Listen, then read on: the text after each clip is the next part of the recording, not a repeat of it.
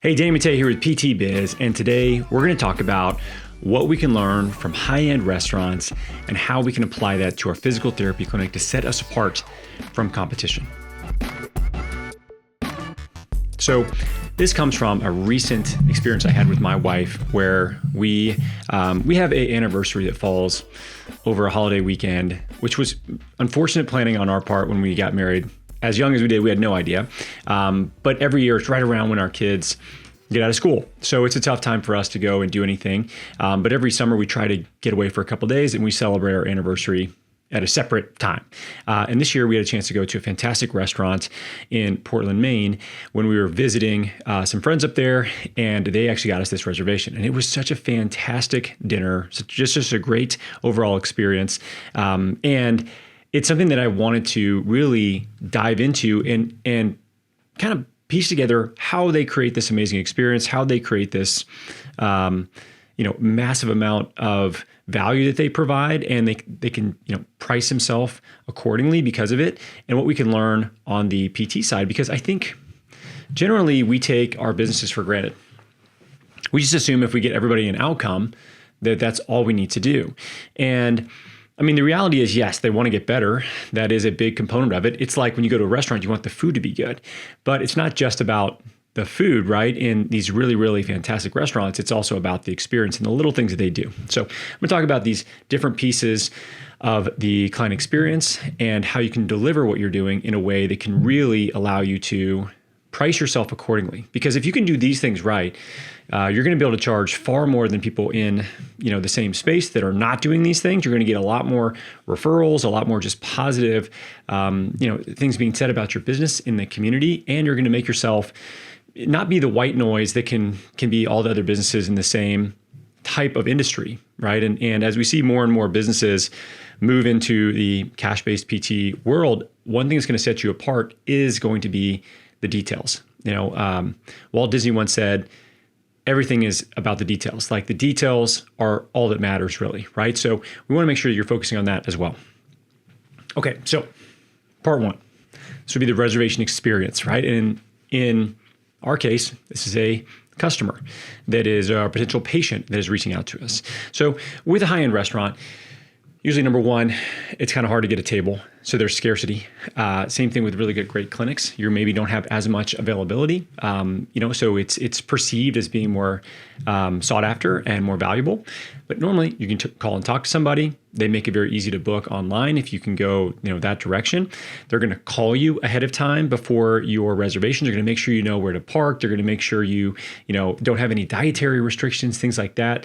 They're going to reach out to you ahead of time to make sure that you're clear on everything, you know exactly what to expect. Most PT clinics do not do this. They just assume this automated email that you're going to find the space, that you know where to park, that you know how to do these things. They don't do much of any of that. And if you want to make your experience better, you can reach out to people ahead of the time that they are actually going to be there, right? You can have your admin go ahead and call and make sure that they're good for that time and that they know where to go and what to expect. One thing you can do that can be really beneficial is you can have your staff member, whoever they're seeing, go ahead and reach out to them via email directly ahead of time and just send an email 1 to 2 days out and just say, hey, I'm so-and-so. I'll be seeing you on whatever at this time, Thursday at this time.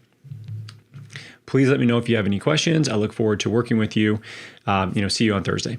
Very simple, very easy. You can even drop a link in there, maybe that's like a video about your clinic if you have that. But even a personalized email from the person they're going to see is really, really a great touch that you can pull from these high-end restaurants. And if you think about the average medical experience, when's the last time that your physician messaged you directly? They're like, hey, I'm going to see you on Thursday. Let me know if you have any questions. Like that. This doesn't happen, right? So if you can do that, it separates you from everybody else in a pretty significant way as far as the client experience is concerned before they even show up. Okay.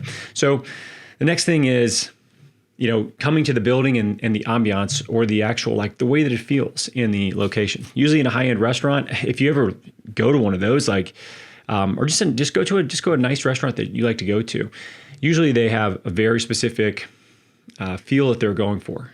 I have a friend that is an investor in restaurants, and it's very interesting to talk to him about some of the build out costs of the restaurants. They're very expensive in most cases, and the way they lay them out is very specific. It's very intentional of what they're trying to make it feel like. The materials they pick, the colors, everything, the way it smells, the all of the sort of senses of everything. And usually our clinics are an afterthought, right? We set them up as cheap as we possibly can. We just want a space.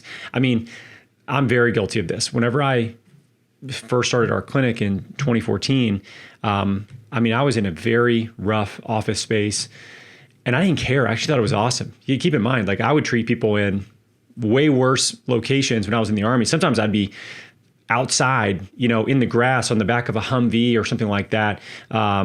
If I was doing a field training exercise, if I had air conditioning, that was fantastic.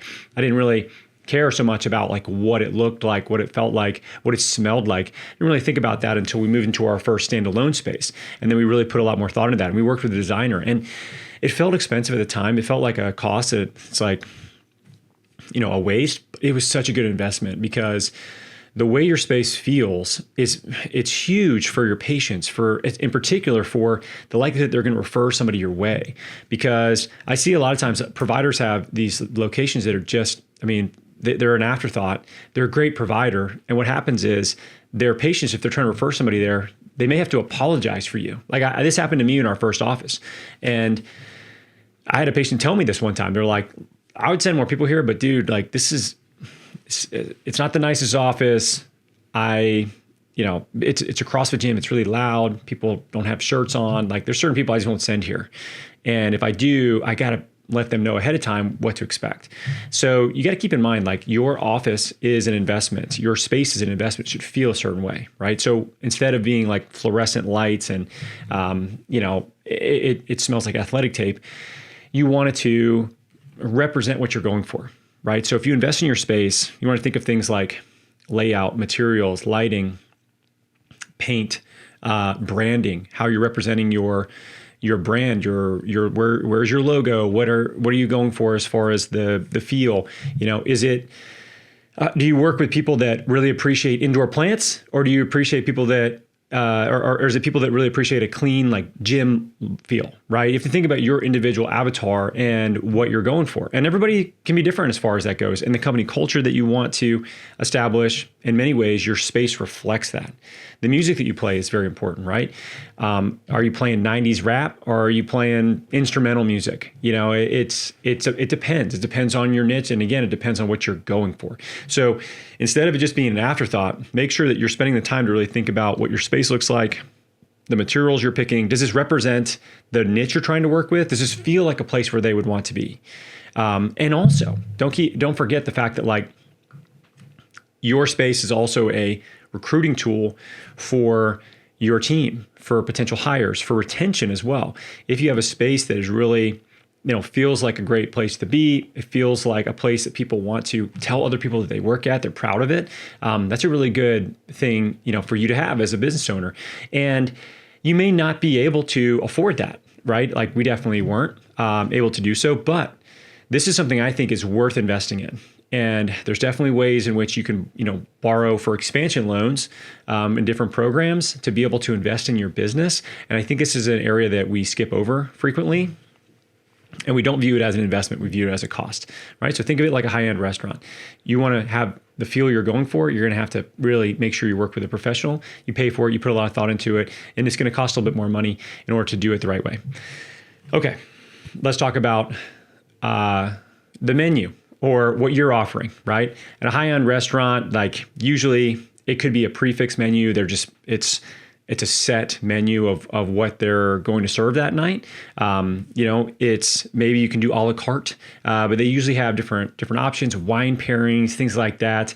But it's usually laid out very, very elegantly. It's explained to people in a way that makes sense. There might be chef recommendations and things, but it's very highly curated. Okay, so when people come to work with us, what type of curation of options do we have for them? And this is where it's really interesting when you sit down and you really think about a service. A service is a service, right? We see people for whatever number of injuries, whatever types of problems they're coming in for, and we help them get back to things they like to do, right? So that's essentially what we do, but it's a service. And there's an idea of productization of services where you can name services, and it helps make connections with the buyer as to like what they're getting. It also creates more value around that, right? So you may have a athlete optimization plan, or something that you have on the back end that's like your continuity offer or your pain-free performance plan or something to that effect that is named in a specific thing that productizes a service. Maybe you have a recovery reset protocol or something to that effect that's like 2 months where you bring somebody through, getting them out of pain and back into certain things they like to do. You can name these things instead of just like 10 visit, 20 visit. You can do those. You can say it's a 10 visit package, but it carries more weight if you name it something and really tie that to an outcome that people are looking to get. So think about how you're describing what you do, how you're laying it out. The pricing sheet that you use is very important. This is like your menu at a restaurant. Your pricing sheet should be clean. It should be well organized. It should be very simple for someone to understand. And your recommendation carries a lot of weight. Like this is like for me at a high-end restaurant, if I ask somebody, hey, I'm going to get this, what wine do you recommend we order that goes with that, right? In that specific example, that's a recommendation from a professional. And I'm not going to probably, go back and forth with them too much. I'm asking them for what I should do. When people come into our office, it's very clear that they're asking for our help. They want to know, what is wrong with me? What do I need to do so I can get out of where I'm at here and back over to where I want to be here? And one of the things I see people do way too frequently is they give away their authority. They give away their position as a subject matter expert.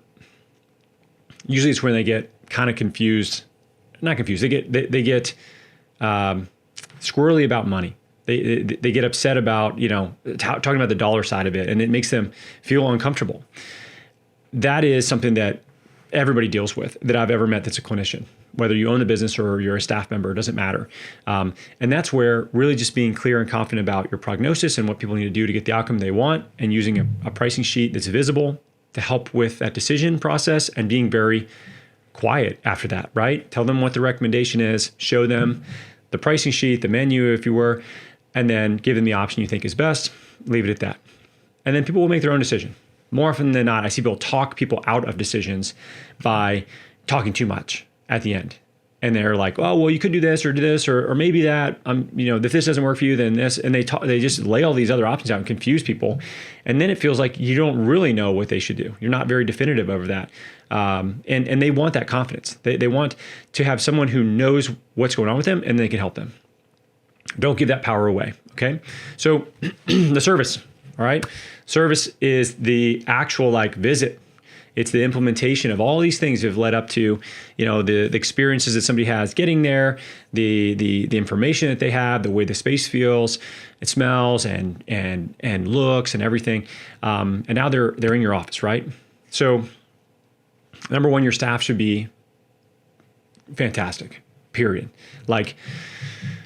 It almost feels like a check the box, but it's not always. Sometimes we let things slip because someone is just like, they're okay. That staff members, they're all right. If they're all right, you better have a plan to make them fantastic, to progress them clinically to where they need to be, because you don't want to have a liability you have to work around in your schedule. And I've been there. We've had that where it's like, ooh, don't put this person on their schedule. Make sure you slide them over here because that person's a liability. If you're doing that, you either need to see significant progress in that person or you need to let that person go. Because if you want to function as a high-end restaurant would with this very, ideal PT clinic that's non-price sensitive, that functions like the high-end version of that, you have to have excellent providers and you have to hold a standard associated with that. I can promise you, if a server at a high-end restaurant doesn't perform well, they're going to let them go.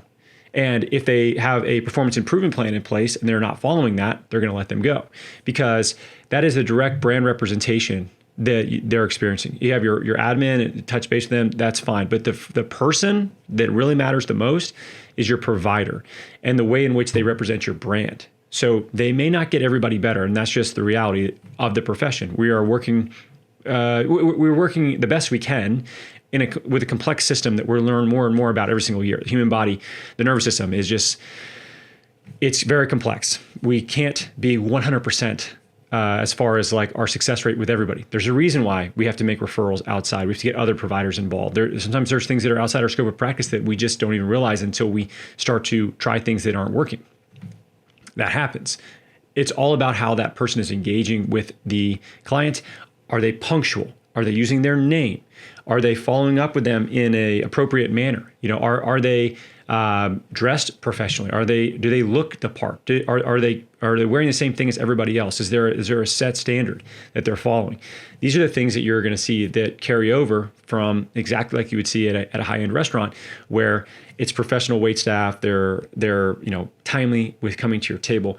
They know the menu front and back. They know all the little intricacies of it. They're very, very knowledgeable. They're very, they have high emotional intelligence. They're great with communication. These are all the things you want to look for with a staff member, and hold that standard as well. The standard is the standard. And if you don't hold it, then no one will uphold it. And the other thing about that is, if you don't hold the standard, your A players will start to get frustrated with that too. And they may start to look for other places to go because they want to be a part of an elite team.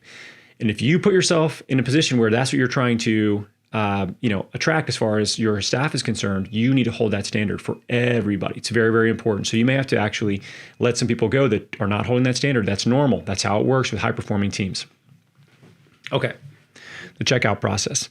So, if you're checking out, it's a check to the table. They make it very easy. Sometimes now they do it at the table. They don't have to worry about somebody coming back. You can pay a number of different ways. They might have a handwritten card that they give you thanking you or saying happy anniversary, or maybe they bring you like a surprise dessert or something like that. Just something that's going to enhance the experience at the end. Now, how can we do this as far as your PT clinic is concerned? So one of the things that we've done with Athletes Potential that I think is a no-brainer, that we didn't do for years, and we started to do this years ago, is if anybody does like a plan of care with us, then if they need some sort of tool, like for instance, we would use yoga tune-up balls a lot. I like those a lot for, soft tissue, self-release work. They're great. People can leave them in their car. They can bring them to the office, whatever. But we used to be like, yeah, just order these on Amazon. Here's the link for it. And then we started to actually just keep them on site, and then we would just add it to their bill. But it was like $12 or something, right? So now what we do is, if someone gets a plan of care with us, then we just give them that, and we say, yeah, hey, here you go. For your homework exercise, you're gonna take these. These are yours now, and then you're gonna do these. I'm gonna send you your follow up homework that has videos of everything in there. But so you don't have to wait. Here's the tool you're gonna need for this specific thing, and you can get started right away. And half the time people are like, oh, okay, what's the, like, what else do I owe you? Oh, nothing. It's just part of working with us. Like we don't want to nickel and dime you. We just try to take care of things and make sure you can do what you need to do. So those are yours now, totally free. And like, that's such a great way to start the relationship. Not only that, they're literally about to pay you $2,000 or whatever for a plan of care. What's $12 of a free, tune-up ball set for that, right? It's like, it's part of the thing. It's part of us working together. We're not going to invoice that. We just want to make it part of your experience and the package that you're deciding, the plan of care you're deciding to work on with us. So you can do something like that. That really increases the perceived value and the wow factor. The other thing is, make it very simple. So keep a card on file. What you don't want is somebody to have to continue to pull a card out every single time when they come into work with you. Let's say you're doing something that's, over a couple months. So maybe they can either pay in full, they pay one time. You can spread that out for them over a couple months, whatever the duration of the plan of care is. And then that just gets charged. That card sits on file with them. It also makes it very easy to renew. Let's say they're going to buy like an additional package of visits for themselves and their family.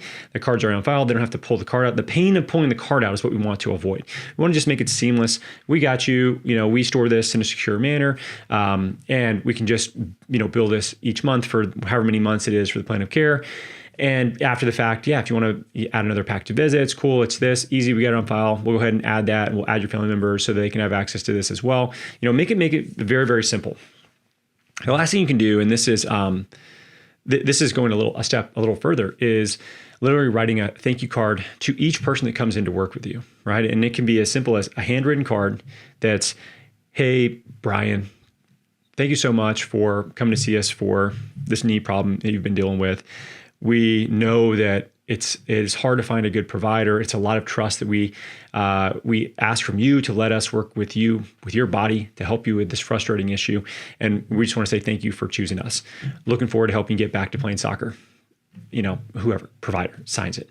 You can have your admin do that. Your providers can do that. Like, these are the little things that make a big difference in terms of how your brand is perceived. And they don't really cost much money, very little. It costs some time, and it costs some attention and being intentional about how you're working with people. Because if you can do these things, and you can do these things with multiple providers at scale, you're gonna have a pretty damn solid business. You're gonna have a business that's gonna be, people are not gonna view it as a commodity compared to every other clinic, right? Every other clinic is not doing these things. Every other clinic is not putting the time and attention into it. Every other clinic is not trying to be at a standard that you're trying to be at.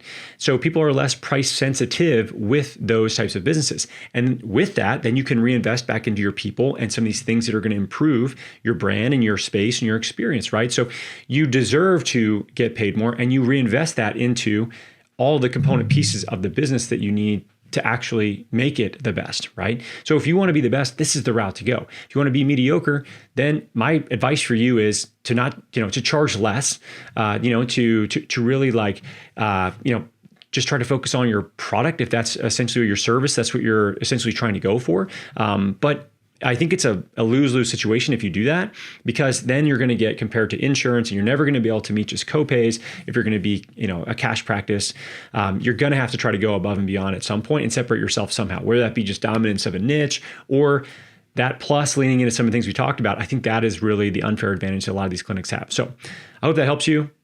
Go to a nice restaurant and see what I'm talking about. Think about it through the lens of, how could I apply this to my own business? I think about this with any business that I go into now. This could be a clothing store that is, really well sort of put together. Go to like a Viore or a Lululemon, or just like athletic wear that they sell for $100 for pants. Like, how are they doing that? They've established a brand. It's obviously a great product, but like, it's also the way in which they present it. The people that are there, the whole experience. Like, think of that through the lens of how could you apply this to your business. It's really, really a very helpful way to go about viewing these businesses and how it can apply to you. The thought process, the thought exercise of that is a fantastic way to really apply it to your business, and take little things from these businesses and apply it to yours. I remember I went to a yoga studio years ago. I started doing more yoga, which didn't last long because whatever, it sucks. It doesn't suck. It was hard for me with my schedule. But one thing that I took away from it was they had a essential oil like little machine. They just shot up mist that had a nice smell to it. And it was the same smell every time I went in there. I was like, this is awesome. So what do? We got one for our office, and that's something that it smells a certain way whenever you walk in. And that's really important. The smell is important because people remember that. It's very much tied to your memory. So even little things like that can make a big difference. Just keep your eyes open with businesses that you respect. They're doing a good job, whether it be how they're communicating with you, how the service is applied, what the space feels like, how they follow up with you, all these things. That's where you can actually make a big difference in how your business continues to progress over time. So hope this helped. As always, thanks for watching and listening. Catch you on the next one.